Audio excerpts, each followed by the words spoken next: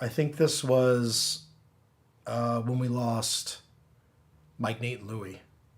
And I don't know if it was, I think it was like the third or fourth deployment, somewhere in there. I really can't, they all seem to mesh together. But that deployment, that's the one that changed my world. We went to a target and our troop kind of broke off. We had 3 different buildings to hit. And I went to one, or my team went to one, and then the other guys hit like another compound, maybe 500 yards down this dirt road. And we get up on the wall because we're doing call outs because we don't want to go in because this network was known for suicide vests. A lot of them, because we shot a couple dudes, and every single one of them had a suicide vest. Every one of them. And so I'm up on this wall, and my vantage point is I can see through the door, and it's light inside, dark outside. There was maybe a couple like dimmer lights on the outside, the exterior of the building, and I could see in there, and a guy stops like right where my vision is. So I got can't even use my dot because it's light in there. So I'm going to red dot on him with my doubler, and I'm just on him so I can see him. But I couldn't tell what he had. He had something on his waist, but I couldn't tell. And I saw kids, like pretty much when I could tell someone was around the way, I see kids come in. I think like 2 or 3. And he like brings them in and he clacks himself off. Whoa. So those kids just evaporated. He evaporated, and that roof of that house lifted up. And by the time it settled down, that pressure got to me, and I was knocked off onto my back. And I was like trying to come to like what was kind of, get my bearings. And I was like, holy crap, that dude just killed all his kids. It was another time. I was like, these guys are freaking animals. These guys are savages. They don't care about human life. They care about their agenda or what they want to do, killing the infidel. That's all they care about. Enough to where they're going to kill themselves and their children. And I was like, how do you fight that kind of enemy? You know what I mean? Yeah. It was heavy. It was heavy. So that happened. So the other team sent like 2 or 3 guys to help us out because they're like, all right, this is seriously where the action is. We're calling in air support by a couple squirters. Just taking as many people out as we can because clearly they're like, they're not coming alive. So we're like pulling in the arsenals. And then we get comms on our radio that 2 guys, our guys, got shot. And that was Mike and Nate. And so we finished what we were doing. We go back, and Mike and Nate had passed. And I remember I walked by, and Mike was on the ground. And I could see him. I could see his face. I could see the damage done by the machine gun fire. And that was, we saw a lot of death over there. But death seen from the bad guys and death from your guys, 2 different worlds. And I can still picture that, every detail, everything. And Nate was still struggling. He still had breaths in him, and I could hear the wheezing and hear him fighting. And then it just got quiet. And then we had to move to Exfil. We had to dump some grenades, take out as many dudes as we can. At another building, the 3rd building, buddy Eric Fro, who we just actually had on the Unafraid podcast, he was walking into a building. Because we were doing the pieing technique. We weren't just rushing in because of these suicide guys, and he didn't see anything. And he walks into the room, and I guess there was a stack of blankets, and the guy was in a fortified position with blankets kind of blocking it, kind of concealing it.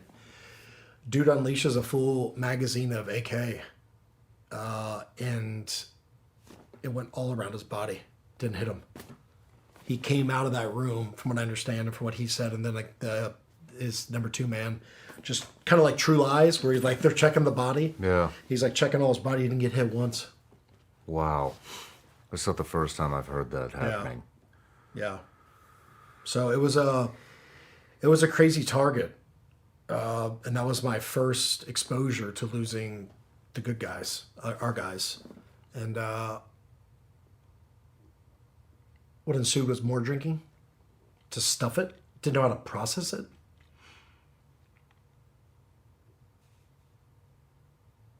You have some guys sleeping it off. You have some guys can't sleep. Personally, I would get a couple hours. I was up for a few hours, get a couple hours. I didn't know the difference between night and day. I wake up thinking it's day, it's night. Go to sleep, wake up, it's day. Just everything ran together. Like nothing made sense. And we were on a stand down after those maybe 2 or 3 days. And then Adam Brown, he injured his leg prior to us deploying. He backfilled, came in, his surgery was done, he was healed. He came out, and then a couple of our Army counterparts came up from Baghdad to help us out and kind of see what was going on. And then it was exactly 1 week later, it was the night of the Super Bowl. We were had this huge, that was the night of the Super Bowl. We had this huge party planned to watch the game, chill out, get a bunch of pizzas. But we ended up going out, and then Mike and Nate, passed on that one. And then a week later, same target set, same crew. We go to the compound, and we're very weary now that they just took out 2 guys. They're blowing themselves up. They don't care. They're blowing houses up. So we're extremely weary. We didn't move up to it, so we did another call out, and nothing was going on. One dude came out. Everything seemed to be good. Then stuff started happening in the house. It started building up. A lot of women and children were starting to get stuffed by the front of the house. So if you can imagine a house front door, and on that front door there's an overhang, a very almost like a carport, but the carport is a huge slab of concrete. It's not like a tin roof. It is like a bomber with 2 big stanchions at the end to keep this thing, big ones, rectangle ones. I can picture it all. And I called over to Louis Souffront, and I was like, hey dude, because he was our EOD guy. I was like, hey bro, and I was taking over team leader that one because my team leader was down. He was sick that night. So I just took over a spot for that night. So I came over comms. I was like, hey, brother, Louis, or whatever, Nuke 04, I think was this thing, called him up and said, hey, move up and try to help out with the, get all the women and children back and searching them, making sure they're not carrying anything. He's like, roger that. 2 seconds later, he jumps over a little 3-foot wall, runs up to one of those pillars, and it was getting crazy. By that time, we had a team moved up. The other team, that was primary entry, moved up. So on this wall, there's a door, and then Louis over here by this carport, or whatever it was, front porch, whatever you want to call it. And it was getting crazy. And so I was like, crap, they need help. So I come around my wall, maybe the wall was probably up to my shoulders. I could see perfectly to take shots, duck down if I needed to. It was an amazing spot. It was right in front of the door. Somewhere in there, a dude got shot, Bifro actually. And so I moved up right on Louis. I moved up, I got my gun, and I put my hand on his right shoulder. I was like, what's going on? He's like, oh, just craziness, man. Just freaking, we're just trying to get this out. So, we're trying to get people out. And I think I've told you this before. I've got serious Tom's disease. Yeah. Terrified of missing stuff. I always want to put the breach on the door. I want to be the first guy in the room. If anyone's getting action, I want it to be me. When Dom got his kill and I didn't, I was like a little baby. Why does he get to play and I don't? You know what I mean? Yeah. So for some reason, man, I can still see a bead of sweat going down his neck. I can still smell it. I can still see it. I can feel it. For some reason, I was like, there's too many people here. And it's I heard this voice. I got this feeling. I can't even describe what I got. It was like everything wrapped into one saying, get away, get out. Like an intuition? Whatever you want to call it. Whatever you want to call it. Something that said, get away from where you are right now and go back behind that wall you just came from. And that is not me. I've never done it before, besides that one time. that I can remember. I've always had to be there, especially when we got to deal with some stuff. We get at work, I'm ready to work. I want to work. Something told me, so I told Louis, I was like, hey man, I'm going to go back behind the wall. We got too many guys up here. And I'm like, are you good? He's like, I got this, bro. Like, I'll see you in a few. I was like, all right, dude, I love you. You know, we do our like little, I love you, brother. So I like had my arm on him, on that shoulder. I rolled out. As soon as I button hooked that wall out that gate and made that turn where I was covered, the house exploded.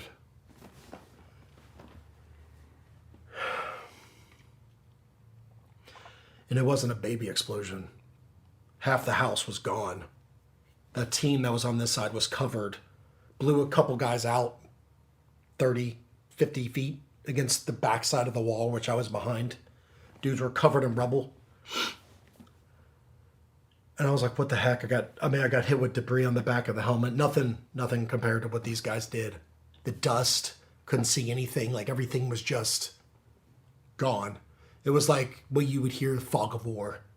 It was the first time I was like, wow, this is the real deal. Like I was just discombobulated. Didn't know what's going on. I didn't know what way was up, down, left, right. Didn't know. I finally, got my bearings, wrapped back around, and like I remember I'm in the middle of this courtyard and the dust is just settling, and I'm like, what I left and what I saw were two different things. Two different pictures. And I felt something on my foot. I'm like, man, what the heck? And it was our dog, Digo.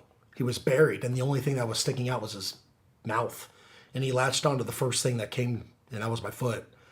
So I ripped out my hiking boots out of his mouth and went back to where I thought Louis was, and he was gone.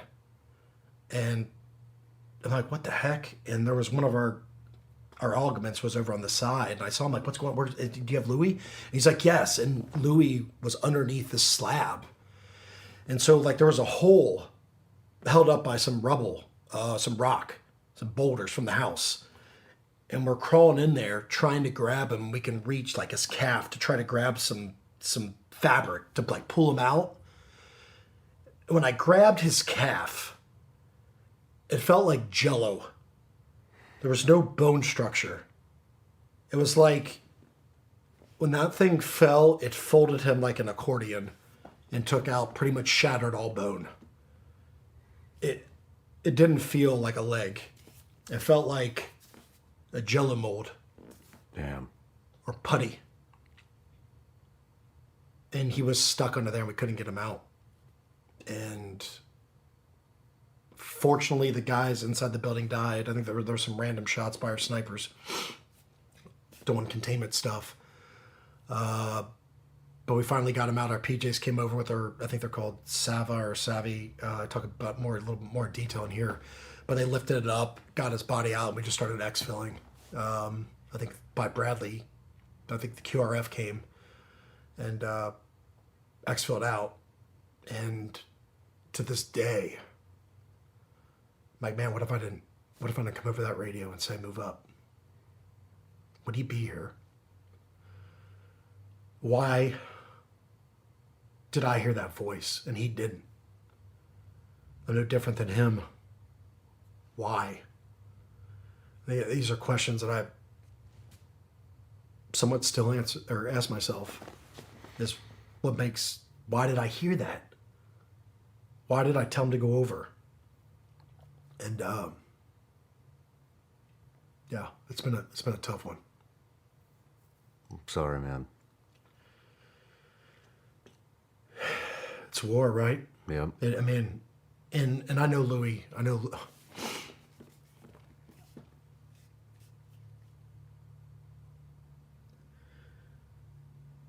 That man wouldn't want to go out any other way. I know that for a fact. None of our boys that we lost, they were warriors, man. They knew what was at stake. They knew it, and they were proud to do that job. And they would do it again. There's no doubt. Hey everybody, I'm Shawn Ryan. Click here to subscribe to the Shawn Ryan Show YouTube channel for the hottest and most compelling interviews that you will not see anywhere else. I've also made a playlist of all the previous SRS episodes so they're easy to find. You can find that right here.